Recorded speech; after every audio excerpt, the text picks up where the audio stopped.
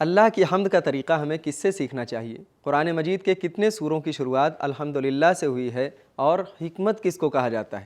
آئیے جانتے ہیں ان سوالوں کے جوابات کے بارے میں ہمارے آج کے اس ایپیسوڈ میں۔ بسم اللہ الرحمن الرحیم۔ محترم ناظرین، السلام علیکم۔ سبیل قرآن کے اس تفسیری پروگرام میں آپ کا استقبال کرتے ہیں۔ پیغمبر اسلام صلی اللہ علیہ وآلہ وسلم نے ارشاد فرمایا، قرآن مجید کی تلاوت سے کبھی غافل نہ ہونا، کیونکہ قرآن مجید مردہ دلوں کو زندہ کر دیتا ہے اور برائیوں سے روکتا ہے۔ پروردگار عالم کی بارگاہ میں شکر گزار ہیں کہ اس نے ہمیں یہ توفیق دی کہ ایک اور سورہ کی تفسیر لے کر آپ کی خدمت میں حاضر ہوئے ہیں، جس کا نام ہے سورہ سبا۔ آج آپ کے سامنے سورہ سبا کی ابتدائی 2 آیتوں کی تفسیر پیش کریں گے، تو آئیے سب سے پہلے سورہ سبا کی پہلی آیت کی تلاوت کو اس کے ترجمے کے ساتھ سنتے ہیں۔ کتاب انزلناه الیک مبارک لیدبروا آیاته ولیتذکر اولو الالباب۔ بسم اللہ الرحمن الرحیم۔ الحمد للہ الذی له ما فی السماوات وما فی الارض وله الحمد فی الآخرة وهو الحکیم الخبیر۔ ہر قسم کی تعریف اسی خدا کے لیے دنیا میں بھی سزاوار ہے کہ جو کچھ آسمانوں میں ہے اور جو کچھ زمین میں ہے، غرض سب کچھ اسی کا ہے، اور آخرت میں بھی ہر طرف اسی کی تعریف ہے، اور وہی واقف کار حکیم ہے۔ تلاوت اور ترجمے کو سن لینے کے بعد اب آئیے اس آیت کے نکات کو بھی غور سے سن لیتے ہیں۔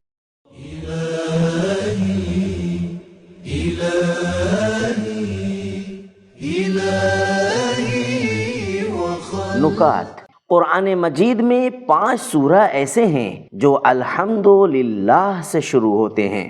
یہ آیت اللہ کے بنا قید و شرط کے مطلق مالک ہونے کو بیان کر رہی ہے۔ لہو ما فی السماوات، اور بعد والی آیت اللہ کے مطلق علم کو بیان کر رہی ہے۔ یعلم ما یلج فی الارض، تاکہ تیسری آیت میں قیامت کے منکروں سے کہے ہم ثواب اور عذاب کے لیے قیامت برپا کر سکتے ہیں۔ فخر رازی کہتا ہے، وہ علم جو عمل سے متصل ہو اسے حکمت کہا جاتا ہے، اور جو شخص اعمال کے انجام اور ان کے راز سے واقف ہوتا ہے اسے خبیر کہا جاتا ہے۔ تفسیر فخر رازی۔ نکات کو سن لینے کے بعد اب آئیے سب سے پہلی آیت کے پیغامات کو بھی غور سے سن لیتے ہیں۔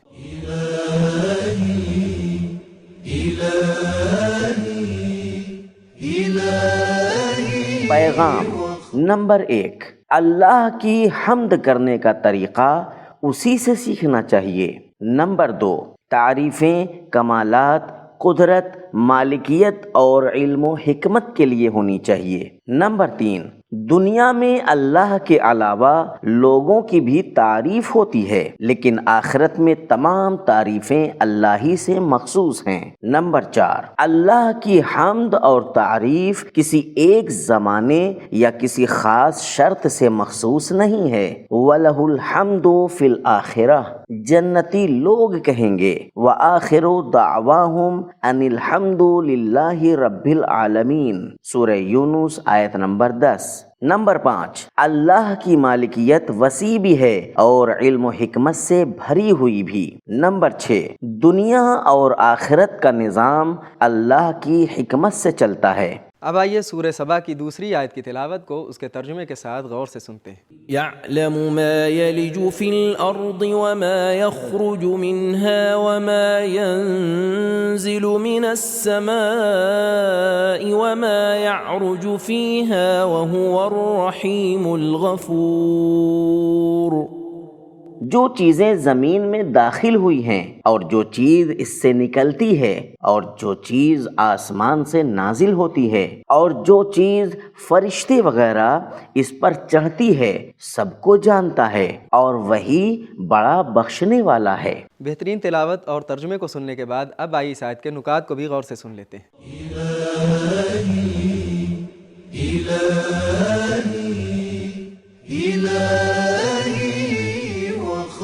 نکات: کلیات کو بیان کرنے کے بعد نمونوں کو بیان کرنا ضروری ہے۔ لفظ خبیر جو کلی تھا اس کو بیان کرنے کے بعد اللہ تعالی اپنے علم کے نمونوں کو ذکر کرتا ہے۔ وَهُوَ الْحَكِيمُ الْخَبِيرُ يَعْلَمُ مَا يَلِجُ يَلِجُ فِي الْأَرْضِ کا مصداق زمین میں دانہ ڈالنا ہے۔ يَخْرُجُ مِنْهَا کا مصداق زمین سے درخت وغیرہ کا نکلنا ہے۔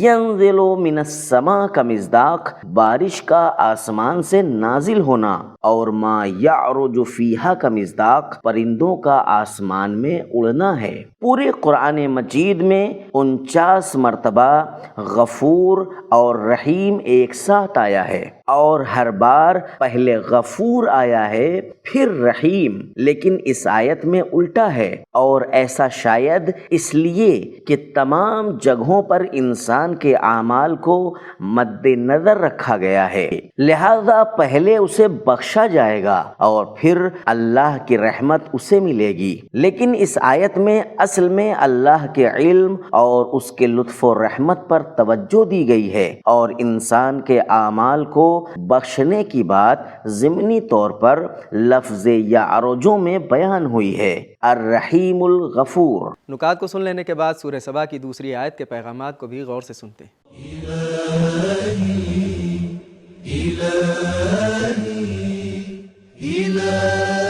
پیغام نمبر 1، پروردگار عالم صرف دنیا کا مالک ہی نہیں بلکہ اس کی تمام جزئیات کا جاننے والا بھی ہے۔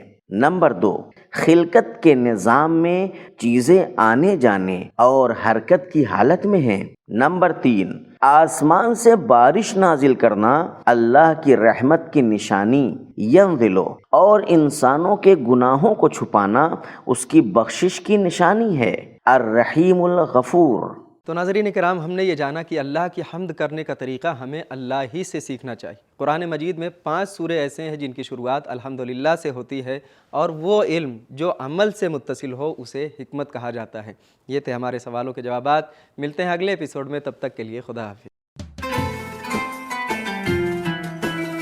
سبیل قرآن، قرآنی سماج کی پہچان۔